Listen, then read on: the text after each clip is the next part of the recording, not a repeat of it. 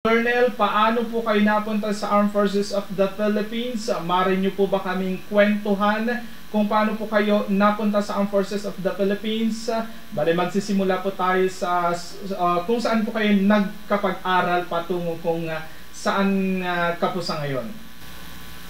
Well, I started now dito nag-college na JUSTT 2 years sa civil engineering, but then I shifted when I took the exam for PMA. So I joined the PMA, and in the year 2000, I graduated and joined the Philippine Army as a signal officer.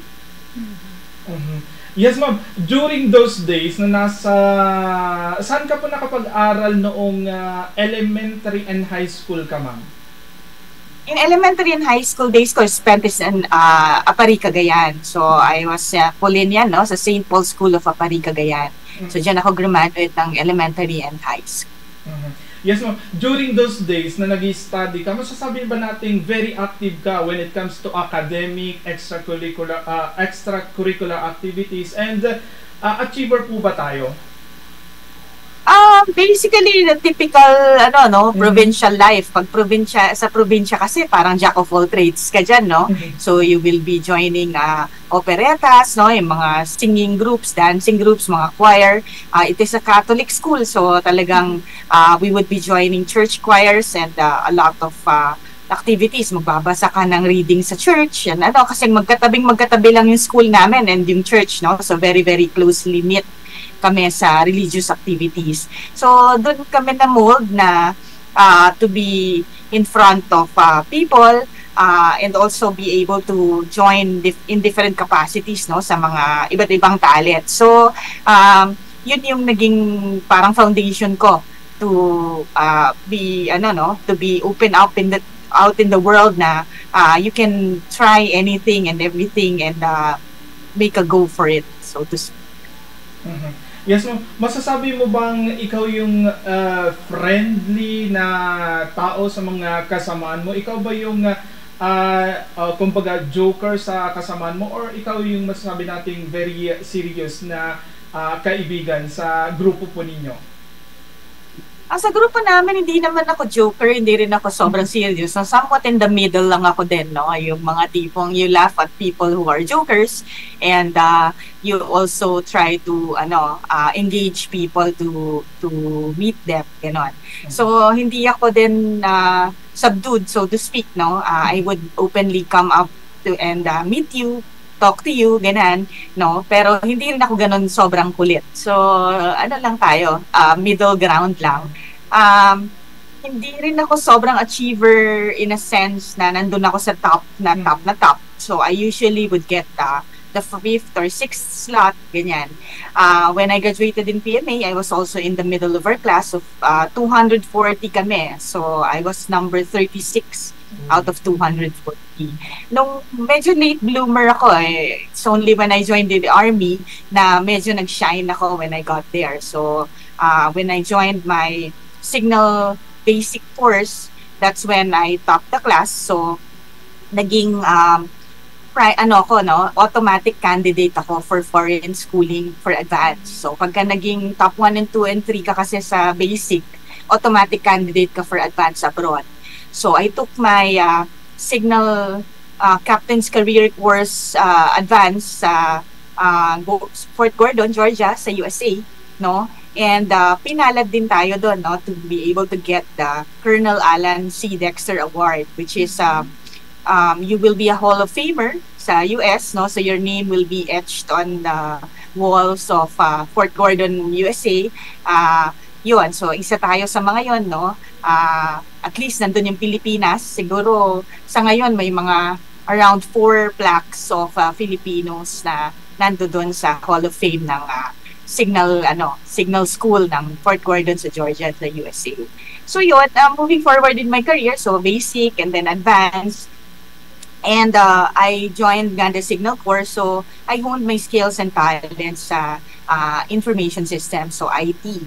no? And then transition on towards cybersecurity. So I would take a lot of trainings, specialization courses for that, no? So I headed the systems development branch of the Army Management Information Center. So kami yung nag-digitalize ng Philippine Army. So yung mga dati paperwork na ginagawa natin sa opisina, no? We converted everything to information systems, so to speak. So nag-recruit tayo ng mga tao, special enlistment, to give to give chances to fresh graduates to be able to start and kick off their careers.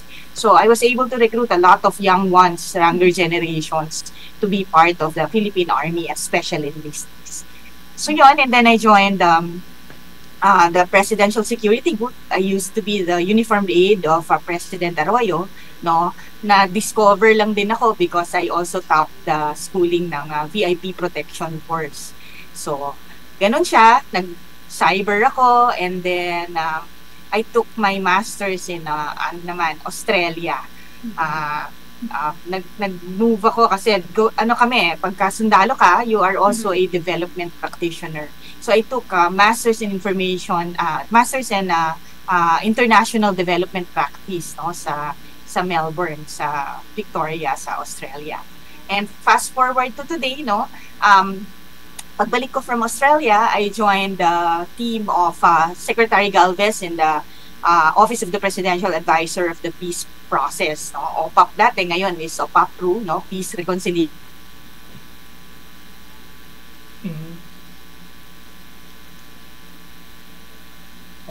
Oo. So, yes ma'am.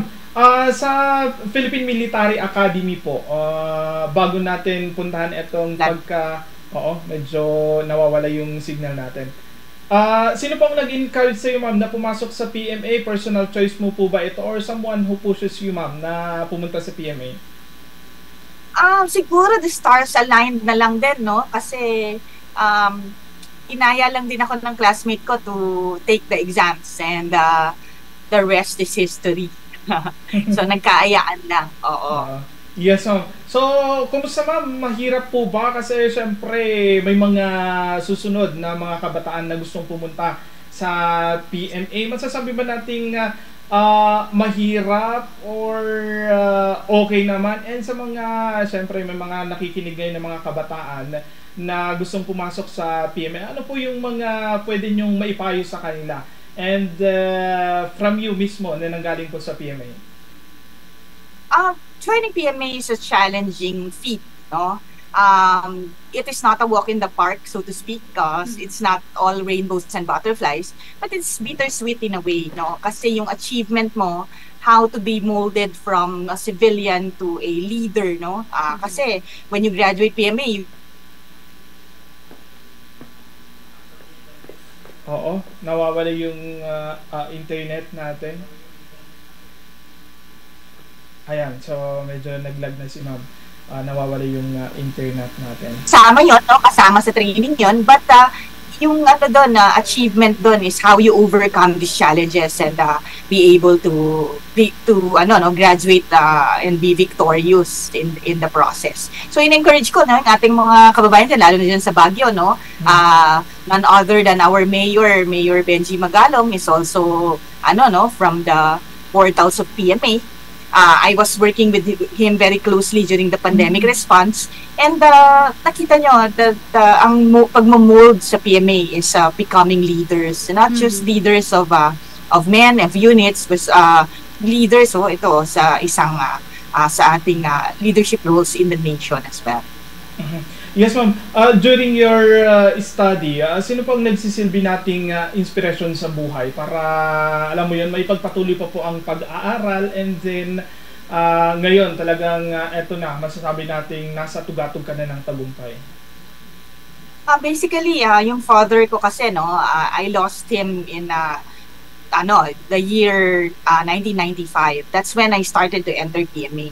So, ang nag-push sa akin nun, syempre, my mom was there to raise us on her own, no, na wala na yung father ko, together with my brothers, tatlo kasing kapatid ko, pare-parehong lalaki. So, ako lang yung nagsundalo, no, and so parang I was out to prove that I was one of the boys, so to speak, no. So yun ang sinasabi ng mama ko na pinove mo lang na 4 na lalaki pala yung mga anak ko, no? So parang it's more of challenging yourself also to reach greater heights and be able to conquer different milestones in the process. Oo.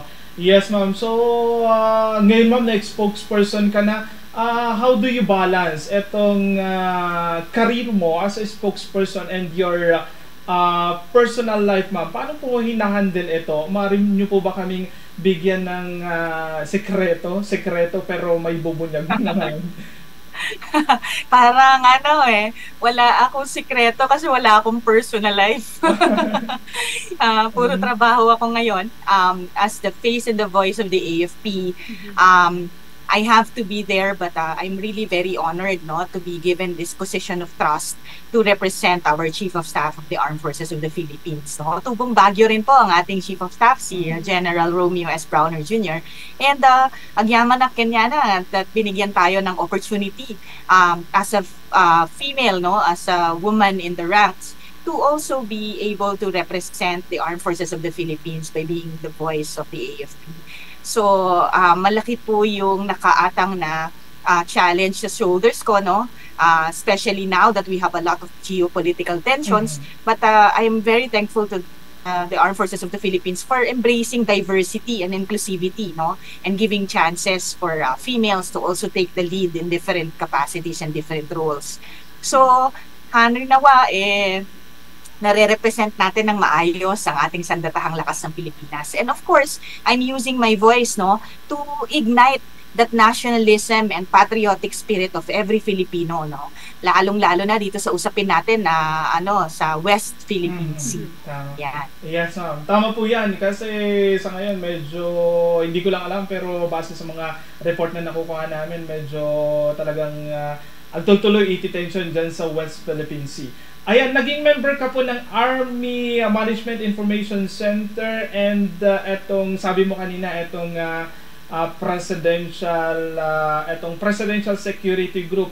Ano pong trabaho natin dito and maaari niyo po ba kaming bigyan pa ng kaunting information regarding this etong member ka ng AMIC at saka PSD, ma'am?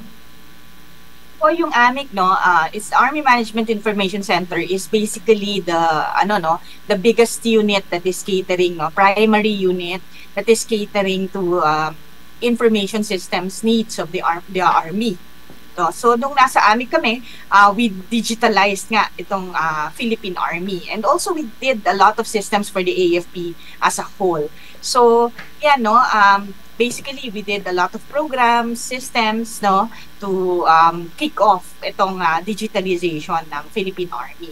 And then, when I joined the PSG, I served in different capacities. Sabi ko nga, I was a uniformed aide of then President Arroyo, and then during the time of President Noynoy Aquino, no, I already transitioned to becoming the executive officer of the Presidential Communications Computer Battalion. So doon ako nag-shift to cybersecurity. And then, of course, the physical security aspect na rin na ginagampanan natin for presidential engagements and other dignitaries, no? So pag may mga first lady, queen na ganyan dumarating dito sa Pilipinas, tayo ang in charge sa pag-secure sa kanila.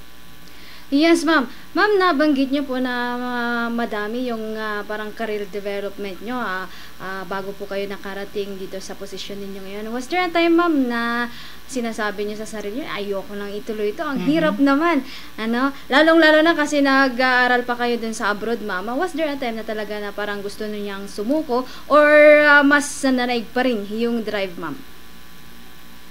Of course, sa buhay natin, all of us would have that what we call the midlife crisis, where we would be crossing a crossroad, so to speak, no? Parang you have to think and look at your path na okay pa ba ako dito? Ito pa ba? Itutuloy ko pa ba to? Or would I change my path already in a different capacity? So may mga offers din naman sa atin, no? So may mga iba din tayong nakikitang opportunities in different areas as well. So ang mas nanaig isang serbisyo sa bayan, no?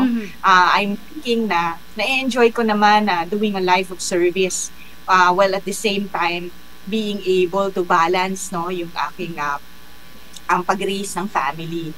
Sadly kasi, no, noong 2015 I lost my husband. So mista ko din yung husband ko kasi before. And when I lost him, I have to keep it together and, you know, raise my 2 children by my own, at the same time also rendering a life of service for the AFP. So the AFP has also been my rock and my shoulder, so to speak, na yung mga tropa ko, they were also there for me to assist me with my children in terms of alam mo yon, yung gina-guide din nila sila, pinagsasabihan din nila sila, so parang ganon. So I really had a very good support system in terms of the Armed Forces of the Philippines, and so I chose to stay in the service because I know that I was still able to do a lot of good in the service, and yan naman talaga yung nananaig, no, kapag nakakapag-contribute pa tayo sa ating serbisyo. Yes, ma'am. Malaksid, aside sa mga nakasurround sa'yo na friend mo, saan ka po humugot ng lakas ng loob, lalo na noong nawala itong asawa mo, ma'am? Syempre, nandun pa rin, naig pa rin yung training natin. With the training that I garnered from PMA, no, nandun yun yung conviction to push forth kahit anong hirap, kahit anong challenges ang daanan mo. So, syempre, hindi siya madali, but you have to look at your options. That's why I took my master's in Australia to have a different perspective, so to speak, na iba man lang, no, na dinala ko din doon yung mga anak ko when I took my master's. We were there for 1.5 years, and that is where we try to heal, no, try to grieve in the process na malayo sa usual na nakikita, na nakasanayan, na gano'n. So, doon kami, kumbaga, nag-heal when we were in Australia for 1.5 years. Ayan, no. I know you are now in the tugatog ng tagumpay sa Filipino. Ma'am, what is your definition of success on your personal definition?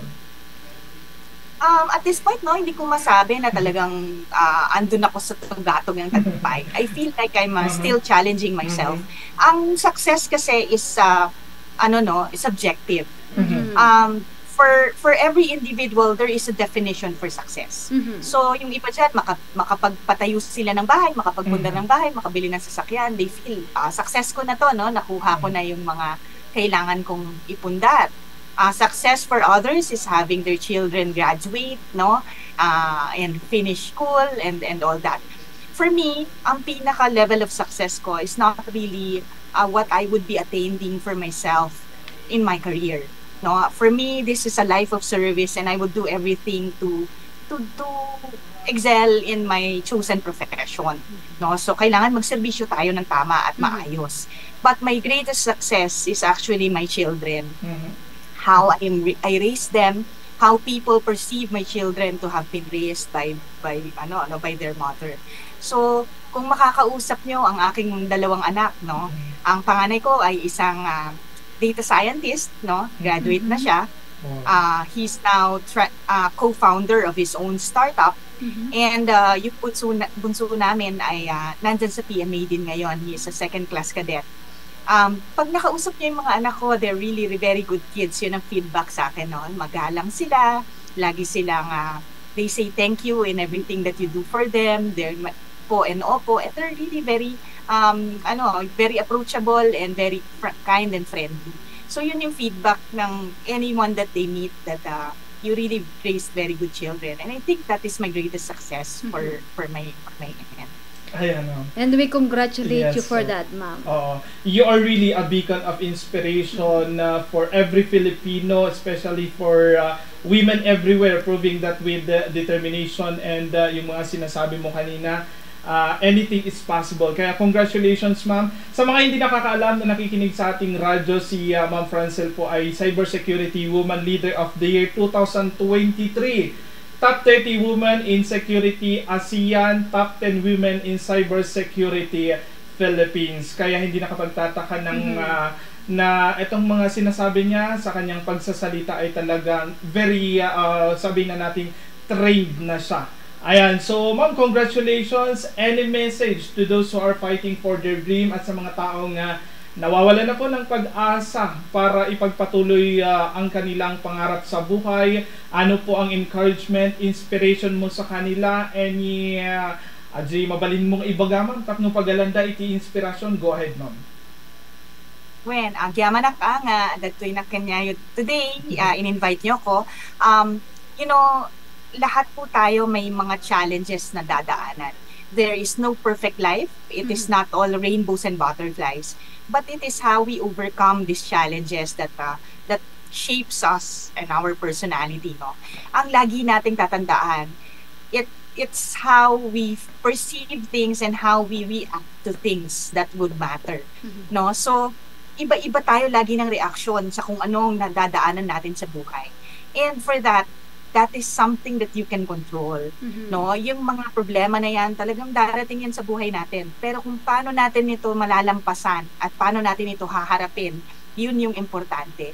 So it's really very good for us to have a very good support system, no? Somebody who has our backs, no? That would be our families, a good set of friends, no? Open up, be able to confide, and that I know people will always be there to have your back. And sa bawat endeavor natin, sa career natin, on kung ano man, let's always strive to be better in terms of challenging not anyone else but ourselves. No? So, ako hindi ko tinitignan, ito kompetensya ko to, hindi. Ang kakompetensya ko, sarili ko lang din. So, I would really try to be better than my previous self, no? Yung to see myself in the future na-improve ko din pati yung sarili ko. And at this point in time, I am a mentor na, no? I will not say that my life is perfect or that I am already a very successful person. But I also learned in the process, and marami rin akong dinaanan na challenges. And so, with that, I choose to become a mentor to people. So, andyan lang po ako. You can message me, you can talk to me. I offer a lot of good advice din sana with the learnings that I had along my 28 years of service in the Armed Forces of the Philippines. And hopefully, no, eto meron tayong tinatawag na communications plan mulat, no, dapat tayo po yung alamin natin ng ipinaglalaban natin, lalong-lalo na dito sa West Philippine Sea, no, as we transition from internal security operations to external territorial defense, no. Tayo ang nasa tama rito. Ang batas ng international ay nasa atin and dapat ipaglaban ito. And itong mga nangyayari, sasalbingin pa to, no, at kukunin pa to ng ating saling lahi. So atin po itong suportahan. So sa ating mga kababayan, sa mga kabataan dyan, no, huwag kayong mahinaan ng loob. Meron opportunities for you, and it's time for you to grab them and of course challenge yourself to greater heights always. Ayan, ma'am. Nakaka-inspire itong mga sinasabi mo. Actually, gaya ng sinasabi ko ng last, Bomborob, na goosebumps sa akin itong mga ganitong sinasabi. You are talaga inspiration ka. Personally, kaniyak adang talagang makita ka, adang mariknak iti humility from you, ma'am. Kaya binibless ka ni Lord, and adang we bless you as a spokesperson of the Armed Forces of the Philippines. Adang pangatawanan mo, and then adang talagang i-bless na kapay ni Lord, ma'am. Ayan, ma'am, sa kabilang dako opportunity namin ma'am, tapno maipaliwanag kasi nung idingay na palpalabas ng aldaw tinalantan mi or nakwento na namin ito sa ating mga kabombo. So, to clarify things, itong nangyari, opportunity na rin namin sa PMA, itong tungkol sa relo, ma'am. Sorry, ma'am, kung ngayon ko tatanungin, traditional po ba itong ginagawa dun sa PMA kapag may graduation ceremony?